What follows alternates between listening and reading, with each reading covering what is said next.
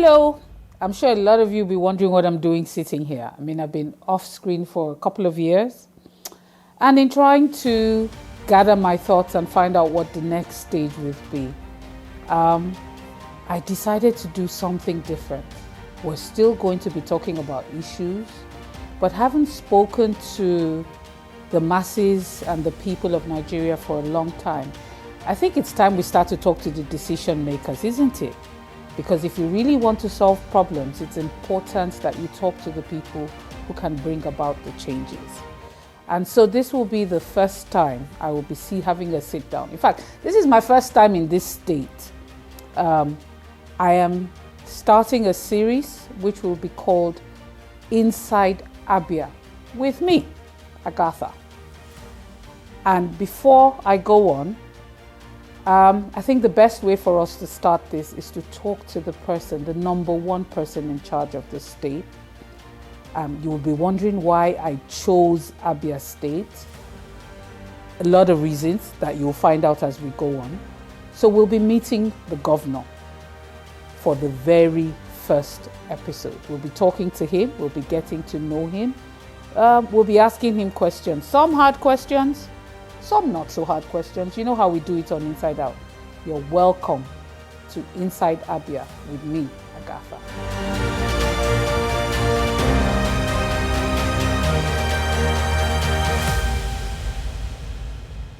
Your Excellency, you're welcome to the program. Thank you very much. Okay, first of all, let me thank you for agreeing to talk to me. This is my first time in Abia State. Yeah, welcome. I have to be honest with you and tell you that when I was going to come here, I was told so many things that I started to develop cold feet. And I thought, but you see, pleasantly, when I came in fact, it wasn't bad. So I'm wondering, before we get to know you, why is there this misconception? Why do people have this fear that Abia is unsafe?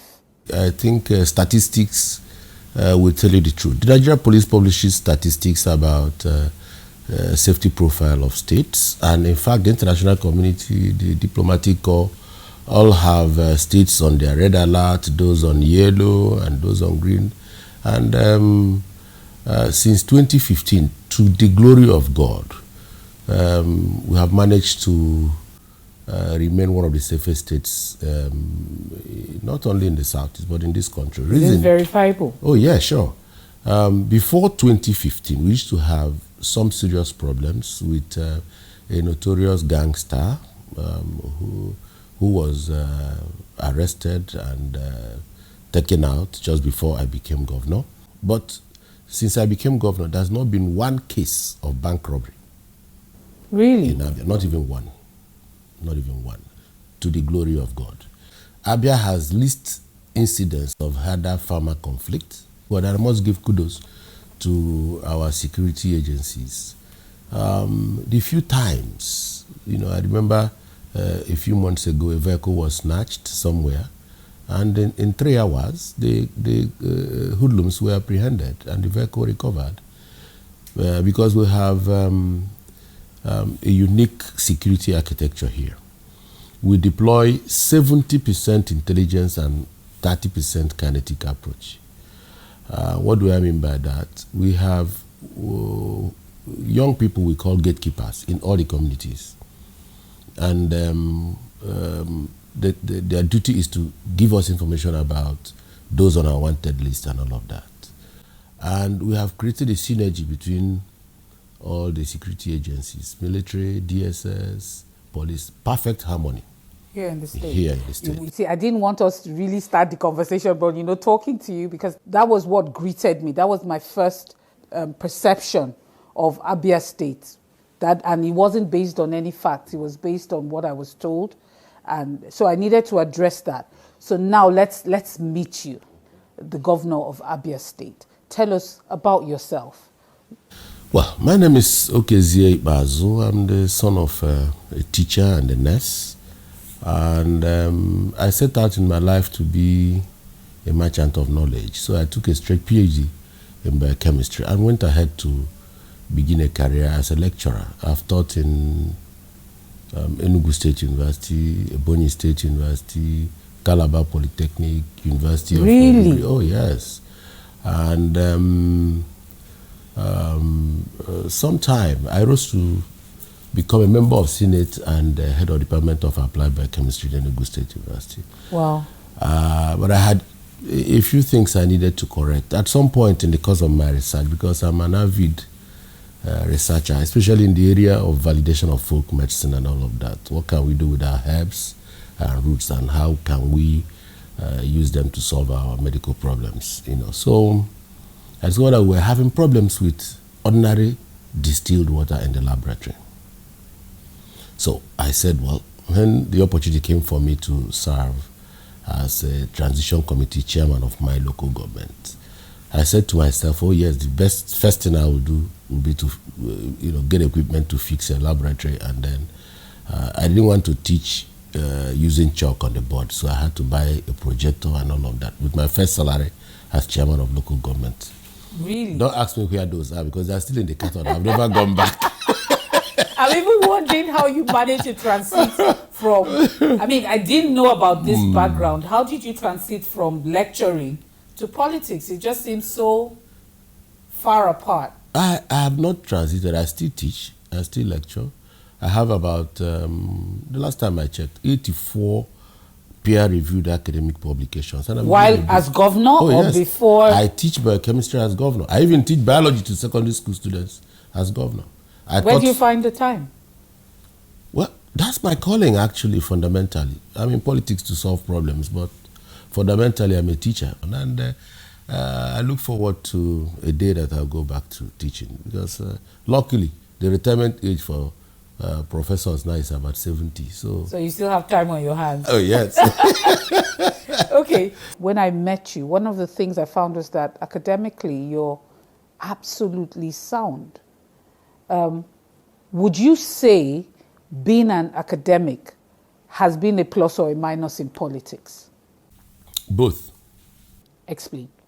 It's been a minus because if you're an academic, you learn to choose your words, and you are humble even about your achievements. And I find it difficult to patronize the media, since it's my fault. That is not the way of politicians. But the plus in it is that I think in a scientific way. I try to address issues basically, fundamentally. What are the root causes of the problems? And I go to attack them. So you're analytical in your approach. Exactly. I don't believe in palliatives. One of the things I found out is that there's a lot of misconception about you. Do you think this is part of the reason why that is? Oh yes, I've not been upbeat in terms of media and publicizing the things that we are doing or we do. Part of the reason is that, sincerely speaking, I think that some of those interventions are things we should have done yesterday. If you go to a place, a neighborhood that has not seen asphalted road for 60 years, and you want to begin a project in that neighborhood, how do you begin to do funfair about a project that should have been there 60 years ago? So I find it difficult to take the glory. But the statistics and data. So what do you mean? You don't commission projects? You do not? Because how do you work as a governor without press? I have a lot of projects that I have not commissioned, and that some of my projects since first 100 days were never commissioned. And so, because these are things it's basic. Roads, bridges, even the health. These things are basic. So there are things that are deeper. There are things that are more fundamental and foundational. I'll give you an example.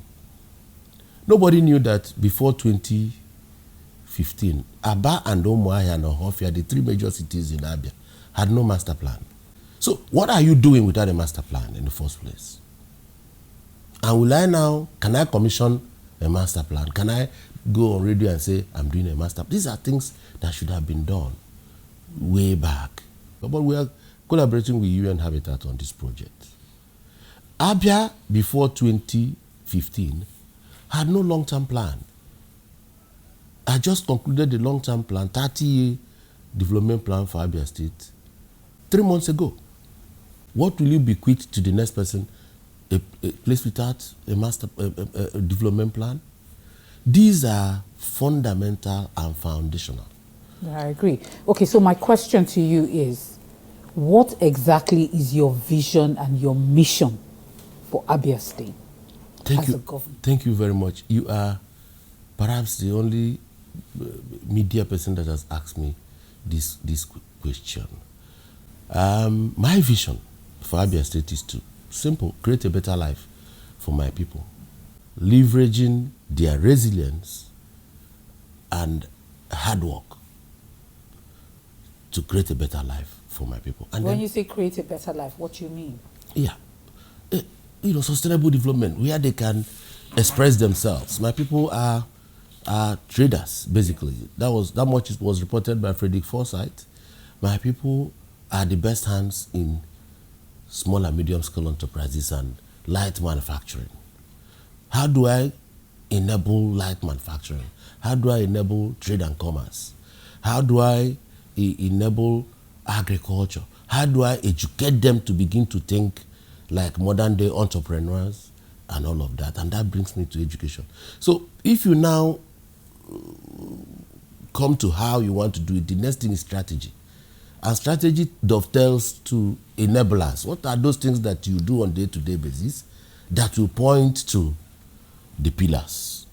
Things like road, things like security, things like ease of doing business, tax reforms, and all of that. These are the enablers. Health, if I'm doing hospitals, I'm doing it to support my traders, to support my manufacturers, and to create an ecosystem that can make Abia the prime destination, not only for Nigeria, but West Africa and Africa.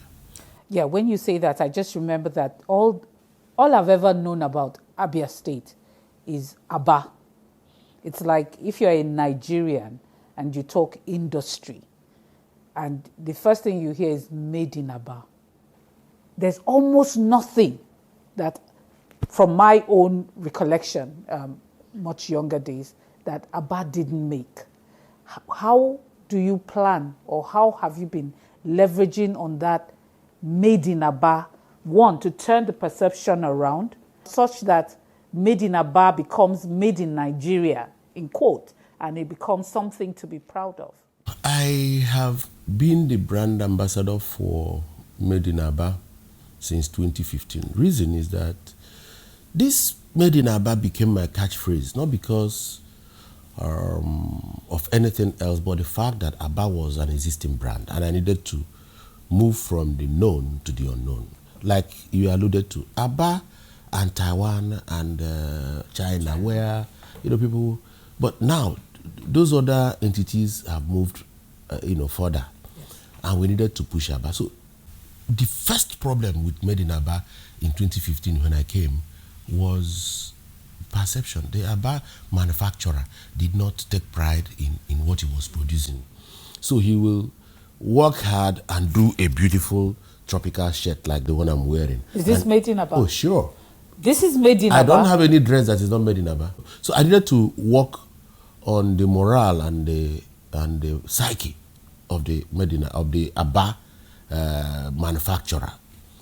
So all my trips, 70% of all my trips outside Nigeria, I did in company of these common traders. Some of them, I got them their first international passport. Some of them had not seen an aircraft before. We've been to Turkey together. We've been to Egypt together. We've been to South Africa. Them with I take them. Wow. I now did the first Made in Aba fashion show in Abuja. I invited the diplomatic community and everybody came. So my tailors and my shoemakers were like, oh, look at these white men appreciating our products and all of that. I said, well, you must stamp it Made in Aba. So I even mounted a fashion show in New York, and some of them who had the privilege of going to New York said, we could stand toe to toe with Versace and all of that. What is the problem? So their psyche changed and they started stamping Made in Aba, proudly Made in Aba, proudly Made in Aba. And then we have our logo, the happy elephant. Aba is a Nyimba, Enyi is the elephant. And we drew the attention of Ford Foundation, and they gave us several weeks on CNN, promoting Made in Abia for several weeks. And that was the break. So everybody now I have restored their confidence and all of that. So I needed to work on other issues like power, automation, capacity building, and then finance. So for finance, we had to arrange them in clusters so that they can apply to Bank of Industry and see if they could get something. But locally here, I'm somebody who likes to seize my destiny in my hands. I established an SME bank. So there's an Abia SME bank today that serves the market women, the traders, and the small scale manufacturers. And then, so that is finance. But we had problem about automation because I started marketing until we got order for 50,000 pairs of shoes. At 10,000, that's 500 million into area. So we said to them, they asked me, when is the order going to be ready? And I couldn't answer because I needed to depend on people using scissors to cut leather. I said, oh no, this is not good enough. Then I couldn't speak to consistency. My size 30, I wasn't sure that it was going to be size 30, assuming the man develops headache in the evening and something. So I needed to cut off the human element as much as possible. So I said, we're going to automate. But before you automate, you must do capacity building.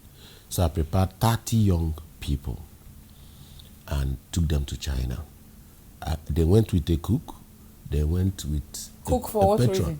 To do their eba and whatever. Because they were not going to eat Chinese. Yes. So, because we didn't have enough time for them to adopt and all that. So we needed to got them a hostel and all of that. And then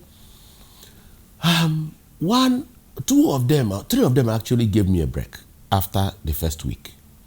They were so proficient on the machines, shoemaking machines, that they took away the jobs the Chinese were doing. And they got employed there. In China? In China. I said, going to take a job away from Chinese in a country of 1.3 billion, that was something about my boys and girls, a few girls also, And then, so I was inspired to now import the machines. So when they returned to Nigeria, I imported the same machines that they tried their hands on in China. And that is what gave birth to the Enyimba Automated Shoe Company, ENASCO. So ENASCO is doing shoes for Nigerian Railway, doing shoes for Nigeria Police, Army, and NYSC and all of that. Really? I think NYSC has asked them to open a new canvas line. So for the white trainers. Yeah, exactly. So it has done two things. One, if you have order for, even if it is, because that factory makes 5,000 pairs a day.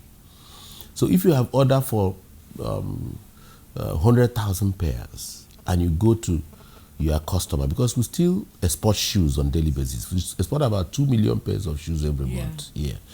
So instead of using hand, they have more or less something like a common facility in that factory.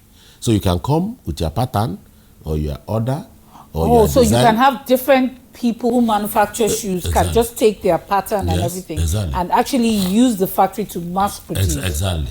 Okay. So the quality of shoes, the consistency and finishing of shoes coming from Abia today is no longer what it used to be in 2014. We have scaled up, we have moved up. We can speak to volume, we can speak to speed, we can speak to consistency. But because we have an eye for exports, we decided to set up an Abia Marketing and Quality Control Agency that makes sure that the quality of shoes coming from ENASCO must be higher than the national average. And we just signed a deal with the Export Corporation Commission managed by Awolowo Shegu, my dear friend. Oh, that's Export Promotion Council. Exactly. So they are supporting us with about 200 million naira, and the idea is for us to now funnel all our exports. So you're looking at a situation where you would start to do beyond just producing for us? We have an Abia State Trading Company.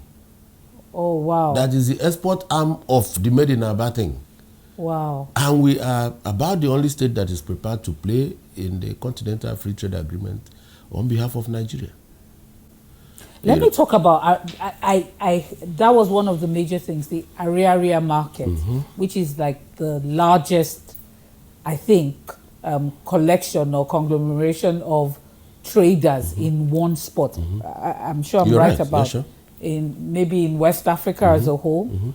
A lot of things when I went on the internet and on Google, and this is one of the reasons why I actually was very happy to come here, because I think that Nigeria needs to start to look at its positives and how to portray itself better, because we have a lot of enterprising people. But when I went online, I saw a lot of negativity about the area market. I was a bit taken aback for something that I think had a lot of history, or is what has made Abia or Aba, or put Aba on the world map. So the question I'm asking is, what is the situation with the market? Sometime in 2014 or so, the MD of World Bank visited Area with a company of Okonjo-Iweala and discovered that we had over 250,000 people doing things in leather, Wow. garment, everywhere. They have all kinds of clusters there. But that area is located at the sump of my state. Sump in the sense that is the lowest point in terms of topography. So we have a notorious place called Ifobra Pond or Ukumango that has defied solution for 30 years. So I had to engage Citraco to do the road, which is the road that much talked about, Fox Road. It's in a bad shape now, and we've been on it for some time now. And the reason why it's in a bad shape is Citraco came, and we were looking at that Ifobra, which is adjacent to Area International Market. And we said we must fix this place. It was impossible to pass through Area to get to the express, because the brass road up until Fox Road to the end of the express allows people from Port Harcourt to come, people from Owerri to come, and people from within the town. So it's sort of like a melting pot for everyone. Exactly. So topographically, it had that problem. And I made a special request to Citraco. I said, you must give me an engineer from Netherlands to supervise this Ifobra problem, because we're going to deal with flood issues. And they gave me somebody, and then they did a good job on that area and the entire Fox Road. Unfortunately, done what is called a binding course, and they blocked the road and said nobody will use it. And that coming in 2020, my people were coming from the issue of NSAS, traders locked down, nobody could do anything. And then COVID-19 came. So I got delegation from pastors, from religious leaders, from traditional rulers, and from the traders, that please, sir, if you don't allow us access to the market using Fox Road, we will all die. And I became very sympathetic, and I looked at it. I went to the contractor, and the man said, don't allow them use that road. If they go on that road, it will fail. I became, the part of my human nature took over. And so while it was being worked on? Yes. While it was being worked on, I forced them to open that road. And of course, the big rains came, and then he gave up. So area started flooding. But before then, we were going back and forth in area trying to remodel the market, because I get worried, and I ask the traders, part of my problem, would I call it a problem, or my style, is that I like to engage. Which is the way to be a good leader. If I want to engage. Exactly. Yeah. So I had to speak with the traders. I need to talk to them and say, please, let us do this. And we were going back and forth. We didn't want it to happen. But to the glory of God today, two things that I want to say. One, the contractor is going back to area. Two, the area traders have allowed me now to remodel the market. So I've knocked down all the shades that are blocking the channel for water to drain. So I'm sure that in the next 6 months or so, I will have a brand new area that will have the drivers that sustain the life of a market. A market is sustained by a few drivers. One of them is Access Road. Apart from Fox Road, we have done Samek, we have done MCC. All these roads lead to the market. Lead to the market.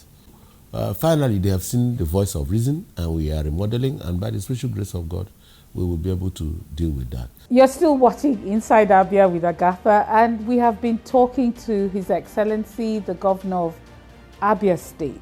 We've heard about his master plan, we've heard about his vision, his mission, what he still intends to do until his tenure is over. Until next week when we come your way again, bye-bye and see you next week.